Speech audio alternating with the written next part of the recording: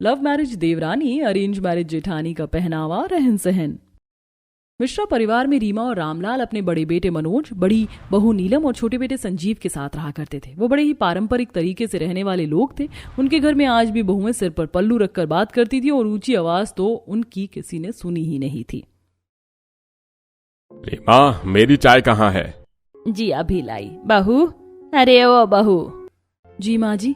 तूने आज अपने ससुर को चाय नहीं पिलाई? जी माँ जी, वो दरअसल। क्या माँ जी? वो अरे कोई बात नहीं बहू, जाओ अब बना लाओ। जी। अरे क्यों डांटती हो बहू को? मैंने कहाँ डांटा?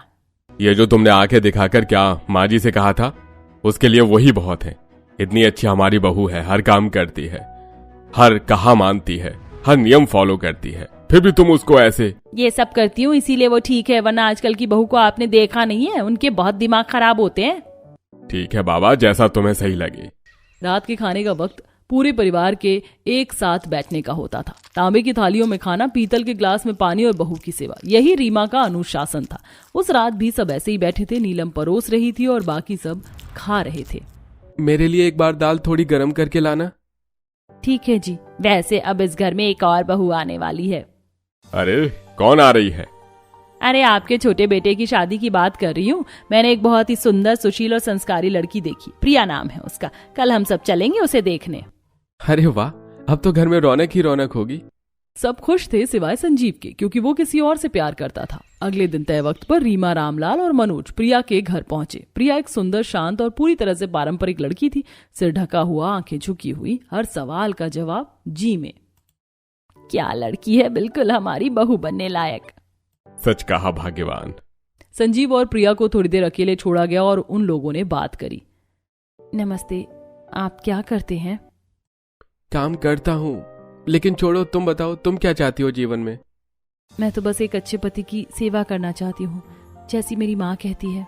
सॉरी, मैं ये शादी नहीं कर सकता। संजीव ने सबके सामने जाकर भी मना कर दिया और वो लोग वापस आ गए। लेकिन घर लौटते ही बवंडर मच गया। तू होश में तो है? ऐसी लड़की को कोई ठुकराता है? बिल्कुल गलत किया तूने। मैंने वही किया जो मुझे ठीक लगा। उस समय काफी कहा सुनी हुई, लेकिन संजीव नहीं माना और अगले ही दिन शाम के समय घर का दरवाजा खुला और संजीव अपने साथ एक बेहद स्टाइलिश लड़की को लेकर दाखिल हुआ। डेनिम जैकेट, खुले बाल, बड़े झुमके और आत्मविश्वास से भरी चाल। माँ, पापा, ये रूपा है, मेरी पत्नी। हमने शादी कर ली है। सब भौचक्के रह गए। क्या तूने हमें बिना बताए शादी कर ली? अरे नाक काट दी तूने। ऐसी लड़की लेकर आया, छी। तभी रामलाल ने हाथ उठाकर कहा, बस अब कुछ मत कहो, कोई भी। जो होना था वो हो गया, अब तमाशा मत बनाओ। पर हमसे पूछे बिना ये कैसे? अब वो इसकी पत्नी है, इसे स्वीकार करो। बहू बनकर आई है तो उसे बहू का दर्जा भी दो। रूपा पहली बार मुस्कुराकर हाथ जोड़ती है। नमस्ते माँ जी, पापा जी, आशीर्वाद दीजिए। रूपा के अचानक इस पारंपरिक मिश्रा परिवार में आने से पूरा घर तो चौंक ही गया था। लेकिन अगर कोई सबसे ज्यादा हक्की बक्की थी तो वो थी नीलम। उसने कभी सोचा भी नहीं था कि एक बहू इस अंदाज में घर में दाखिल हो सकती है। मैं तो ऐसा होने का भी कभी सोच नहीं सकती थी, और ये शादी करके ऐसे बिना पल्लू, ऊंचे सैंडल और चमकते नेल पेंट के साथ आ गई। बहुत हिम्मत है इसमें। अगली सुबह नीलम उठी, हमेशा की तरह सबसे पहले चाय का पानी चढ़ाया। वो चुपचाप चाय तैयार कर रही थी, तभी कमरे से एक ऊंची आवाज आई। संजू, संजू, सुनो ना यार, सर फट रहा है मेरा, जरा मेरी ग्रीन टी बना दो प्लीज, फिर उठती हूँ। ओके बेबी, तुम आराम करो, मैं तुम्हारे लिए ग्रीन टी लाता हूँ। नीलम ये सब सुनकर चौंक गई। इतने में संजीव किचन में आ गया। उसने खुद ग्रीन टी बनाई और एक ट्रे में ले जाकर अपनी बीवी को थमा दी। नीलम कहीं ना कहीं रूपा से जल रही थी, लेकिन रीमा गुस्से में उबल रही थी। ये भगवान, ये क्या देख रही हूं मैं? हमारे घर में मर्द किचन में, और वो भी बहू के लिए चाय। अब तो बस देखो, कुछ दिन में बेटा घुंघरू पहनकर नाचता नजर आए तो हैरान नहीं होना। हाँ सही कह रहे हो, वरना आज तक तो हमारे घर में बहुएं किचन चलाती थी और मर्द नहीं। नीलम चुप थी, पर उसका मन बहुत कुछ बोल रहा था। मनोज जी ने तो आज तक मुझे पानी तक नहीं पिलाया। लेकिन वो कुछ बोल नहीं पाई और एक गहरी सांस लेकर और फिर चाय परोसने लगी। सबने नाश्ता किया और फिर कुछ देर बाद रूपा तैयार होकर निकली। लेकिन वो कोई साड़ी या सूट में नहीं, बल्कि नीली जीन्स और सफेद टॉप में थी। उसके बाल खुले थे, होठों पर गुलाबी लिपस्टिक और हाथ में मोबाइल। हे देवी, ये क्या पहन रखा है तूने? शादी के बाद कम से कम साड़ी पहन लेती, थोड़ी तो लाज शर्म है। माँ जी, इज्जत तो संस्कारों से होती है, कपड़ों में नहीं। आपके और पापा जी के पैर छुए, बस अब दिन अच्छा जाएगा, आशीर्वाद दीजिए। ये तो सीधा जवाब देगी तुम्हें रीमा। नीलम ने एक नजर खुद पर डाली, वहीं पुरानी कॉटन की साड़ी, सिर पर मजबूरी का पल्ला और चेहरा बिना किसी मेकअप के। उसे याद आया कि शादी से पहले उसे भी मेकअप पसंद था, लेकिन फिर चलो ना, थोड़ा बाहर चलते हैं, कैफे या पार्क। चलो तुम कहो और मैं ना जाऊं, ऐसा हो सकता है क्या? आप चाहें तो हम भी कहीं चल सकते हैं। अब क्या कहूँ, इनकी तो लव मैरिज है जो ज्यादा उछल कूद कर रही है। 4 दिन की चांदनी है, असली जिंदगी अभी देखनी बाकी है। नीलम फिर चुप। वो काम में लग गई, सबके कपड़े धोने, सब्जी काटने, झाड़ू लगाने, लेकिन उसका मन विचलित था। रूपा घर में घुलने मिलने में माहिर थी। आते ही उसने आड़ोस पड़ोस की औरतों से तालमेल बना लिया और एक दिन सरला आंटी और कांता चाची को घर पर भी बुला लिया। अरे आप लोग तो कमाल हैं, इतनी प्यारी गली और कोई गॉसिप नहीं। एक तो तुम कितनी फिल्मी हो। अब वैसे वो जो तुम्हारी जेठानी है ना नीलम, वो तो हमें गूंगी लगती है, कुछ बोलती ही नहीं कभी। देखिए, मेरी जेठानी है बहुत समझदार और इस घर की रीढ़ की हड्डी है, ऐसे ना बोलिए उनके बारे में। चलिए मैं मिलवाती हूँ। रूपा नीलम का हाथ पकड़कर उसे खींच लाई। नीलम दीदी, ये सरला आंटी और ये कांता चाची हैं। अब से ये आपकी सहेलियां भी हैं। नमस्ते। अरे तुम तो बहुत प्यारी हो।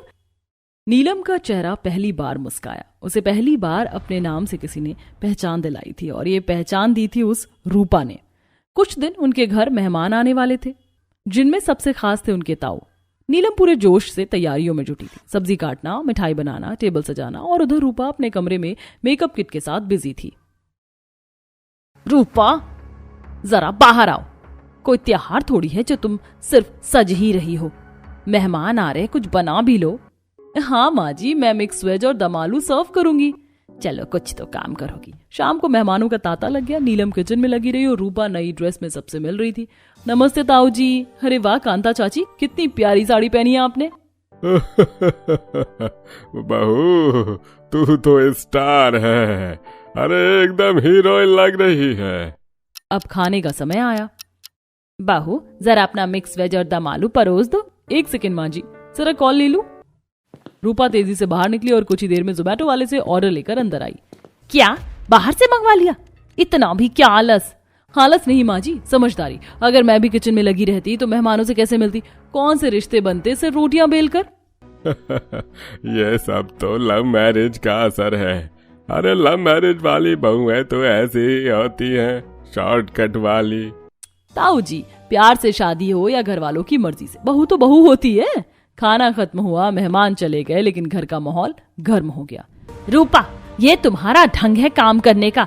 कोई काम ना किया, खाना मंगवाया और ऊपर से मुस्कुराती फिरी। बिल्कुल सही कहा रीमा ने, ये लड़की तो बस दिखावे की है। रूपा ने क्या गलत किया? नहीं संजीव, मैं अपने लिए खुद बोल सकती हूँ। बताइए माँ जी, पापा जी, मैंने आपकी नाक कहाँ कटवाई? क्या किसी मेहमान ने कहा कि खाना अच्छा नहीं है? क्या कोई भूखा रह गया? सब चुप। रूपा आगे बोली। मैं जानती हूँ कि संस्कार जरूरी हैं, पर क्या केवल पल्लू और पराठे ही हमारे संस्कार हैं? इतना लंबा पल्लू ले लें कि सामने दिखे ही नहीं, इतनी चुप बहू बन जाएं कि कोई नाम तक ना जाने। तुम कहना क्या चाहती हो? मैं बस ये कहती हूँ कि अगर कोई मर्द अपनी बीवी के लिए चाय बना दे तो वो छोटा नहीं हो जाता। अगर बहू थोड़ा सज जाए तो वो गलत नहीं हो जाती। ये बात सच है माँ जी। मैं तो जैसे एक कुएं की मेढक बन गई थी।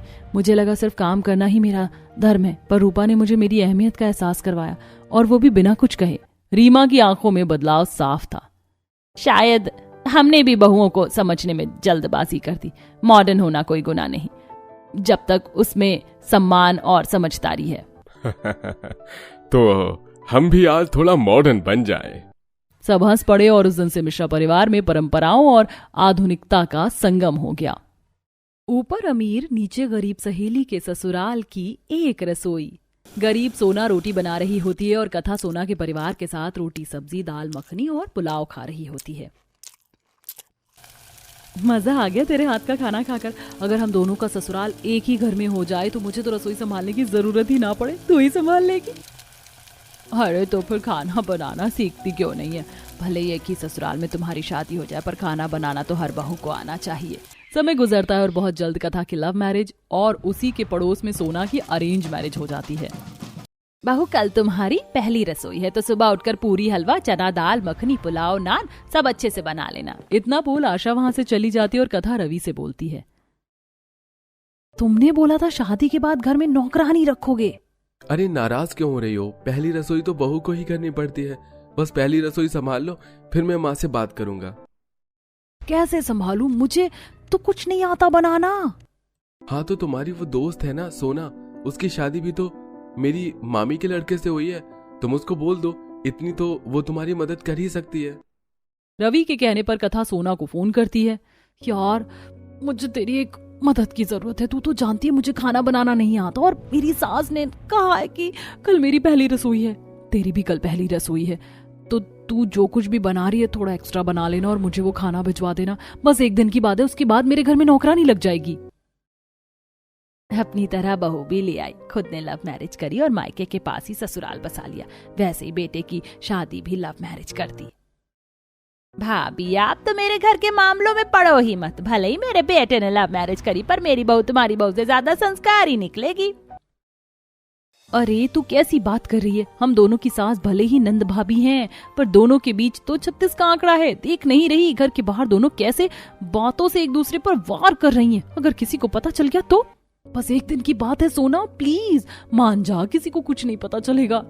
कथा के काफी बोलने पर सोना मान जाती है और अगली सुबह कथा जो उसे खाना बनाने को कहती है वही खाना सोना ज्यादा बनाती है और कथा को फोन करती है। मैंने खाना बना दिया, पर तू ये खाना लेकर कैसे जाएगी? तेरी सास तो घर के ही बाहर घूम रही है।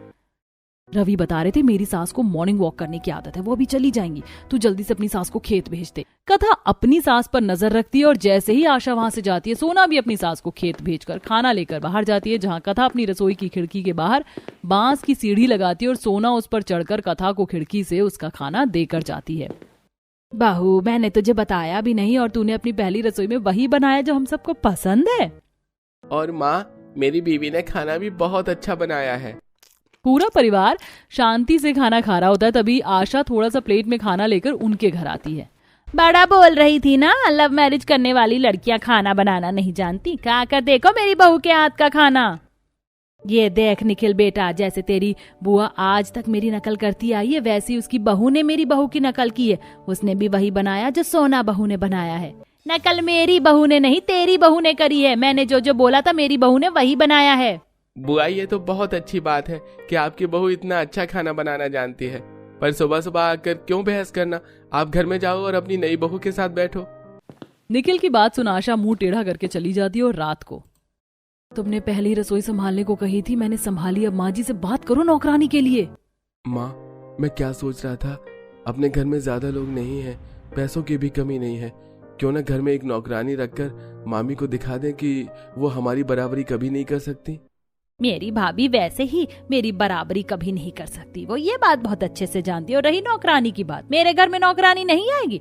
मुझे नौकरानी पर ना तो विश्वास है और ना ही उनके हाथ का खाना पसंद है। अरे जब मेरी बहू इतना अच्छा खाना बनाना जानती है तो नौकर की क्या ही जरूरत। आशा नौकर के लिए साफ साफ मना कर देती है और वहाँ से चली जाती है। कथा, माँ ने तो तुम्हारे सामने नौकरानी के लिए साफ साफ मना कर दिया था, पर तुम मुझे 10 दिन और दो, मैं माँ को मना लूंगा।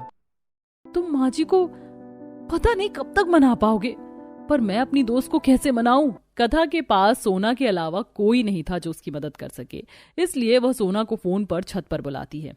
यार तेरी एक मदद चाहिए, मेरी सास बाजार गई है और तेरी सास भी खेत गई है, शाम को खाना भी तू बना दे। मेरी सास ने नौकरानी के लिए मना कर दिया, पर रवि उन्हें मना रहे हैं, बस 10 दिन की बात है, प्लीज। कथा, मैं 10 दिन कैसे संभाल पाऊंगी? मेरी सास अपने हाथों से राशन लाती है, उन्हें हर चीज का अंदाजा है। और अगर तेरे घर का खाना बनाते हुए मेरी सास ने मुझे पकड़ लिया तो? दोनों दोस्त आपस में बात कर ही रही होती है कि तभी वहां काजल आ जाती है और अपनी भाभी से कहती है, कोई बात नहीं भाभी, कुछ दिनों की तो बात है, आप कथा भाभी की मदद कर दीजिए, मैं आप दोनों के साथ हूँ, माँ और बुआ को कुछ पता नहीं चलेगा। काजल तुम यहाँ? हाँ मैं यहाँ, और मैंने आप दोनों की बातें भी सुन ली है। अब आप दोनों बेफिक्र हो जाओ, मैं आपके साथ हूँ। मैं तो खुद चाहती हूँ माँ और बुआ की लड़ाई खत्म हो जाए और उनकी 30 दिन की लड़ाई और 1 दिन का प्यार 30 दिन के प्यार में बदल जाए। काजल के कहने पर सोना अपनी दोस्त की मदद करने को राजी हो जाती है। अब जब शांति खेत जाती है और आशा किसी काम से बाहर जाती है तो काजल कथा के घर जाती है और सीढ़ी चढ़ते हुए रसोई में जाती है, जहाँ कथा उसे कुछ राशन का सामान देती है। बस भाभी इतना काफी रहेगा, अब मैं चलती हूँ, उससे पहले कि कोई आ जाए। एक बार फिर काजल सीढ़ियां उतरकर सारा राशन लेकर अपने घर जाती है और अपने कमरे में राशन का सामान रखती है। भाभी, मेरे कमरे में बहुत जगह है, आप ये सामान मेरे कमरे में ही रहने दो, रसोई में रखोगे तो माँ को पता चल जाएगा। इतना बोल सोना जल्दी से अपने परिवार के लिए और कथा के परिवार के लिए खाना बनाकर कथा को फोन करती है। खाना बन चुका है, कैसे भेजूं? मेरी सास तो पड़ोसन के घर गई है, पर तेरी सास तो घर पर बाहर चबूतरे पर बैठी है। तो बस 2 मिनट दे रवि, कुछ भी करके माँ जी को कहीं बाहर ले जाओ, काजल खाना लेकर आ रही है। रवि जल्दी से अपनी माँ के पास आता है और हाथ पकड़कर खींचते हुए कहता है, चलो माँ, आइसक्रीम खाकर आते हैं। मैं कहीं नहीं जाऊंगी, तू लेकर आ जा। माँ चलो ना बाहर, आप जो बोलोगे आपको वो दिला दूंगा। रवि जबरदस्ती अपनी माँ को बाहर ले जाता है और जल्दी से काजल खाना लेकर सीढ़ियां चढ़ती हुई कथा के पास आती है। ये लो भाभी, आपके परिवार का खाना, अब मैं चलती हूँ, माँ के घर आने का समय हो रहा है। थैंक यू काजल, अगर तुम ना होती तो बहुत दिक्कत हो जाती। खाना देकर काजल अपने घर जाती है। अब इसी तरह हर रोज कथा अपने घर का खाना भी सोना से बनवाती और कभी सोना सीढ़ियां चढ़कर कथा को खाना देती तो कभी काजल। ऐसे ही एक दिन। तेरे 10 दिन पूरे हो चुके हैं, आज बस आखिरी दिन है। तुम्हें पता है सोना ने खाना बनाने से मना कर दिया है। अगर तुमने माँ से बात नहीं करी तो मैं खुद जाकर कह दूंगी माँ जी को कि मुझे खाना नहीं बनाना आता, मुझे एक नौकरानी की जरूरत है। बहू, तू क्या मुझे बताएगी? मुझे खुद पता चल चुका है सच, और ये सब मेरी भाभी की बहू की वजह से हुआ है। उन्हें तो आज मैं बताऊंगी। बहू, तूने 2 तरह का खाना क्यों बनाया और इतना सारा खाना किसके लिए? शांति अपनी बहू से पूछ ही रही होती कि तभी वहाँ आशा आती है और अपनी भाभी पर नाराज होने लगती है। मेरी बहू को खाना बनाना नहीं आता, इसका मतलब ये नहीं कि तुम अपनी बहू के साथ इस चीज का फायदा उठाओ। मैं तुम्हारे घर का पानी तक नहीं पीना पसंद करती और इतने दिनों से तुम मुझे अपने घर का खाना खिला रही थी ताकि बाद में मुझे नीचा दिखा सको। उल्टा चोर कोतवाल को डांटे। खुद की बहू को कुछ आता नहीं और मेरी बहू पर उंगली उठा रही, जबकि मेरी बहू ने तो तेरी बहू की मदद करी है। आप दोनों प्लीज लड़ना बंद करेंगे? आप दोनों नंद भाभी होकर एक साथ रहना पसंद नहीं करती, पर ये दोनों दोस्त हैं। अगर उन्होंने एक दूसरे की मदद कर भी दी तो क्या हुआ? और माँ, अगर आपने घर में नौकरानी रख ली होती तो आपको सोना भाभी के हाथ का खाना न खाना पड़ता। कोई बात नहीं रवि, ये दोनों भी तो देवरानी जिठानी है। अगर इन्होंने एक दूसरे की मदद कर दी तो कौन सी बड़ी बात है। माँ और बुआ भी तो जरूरत पड़ने पर एक दूसरे की मदद करती हैं। और बुआ, एक नौकरानी रख लीजिए ना। वैसे भी आपको बहुत शौक है पैसों का शो ऑफ करने का, अच्छा मौका है आपके पास। जब अपना ही सिक्का खोटा हो तो दूसरों को क्या ही बोल सकते हैं। मैं नौकरानी रखने को तैयार हूँ, पर एक शर्त है, जब बहू खाना बनाना सीखेगी। बच्चों की बातें सुन उस दिन आशा घर में एक नौकरानी रखती और साथ ही कथा भी खाना बनाना सीख रही होती और जब भी जरूरत पड़ती तो दोनों नंद भाभी अपनी लड़ाई साइड में रख एक दूसरे की मदद करती हैं।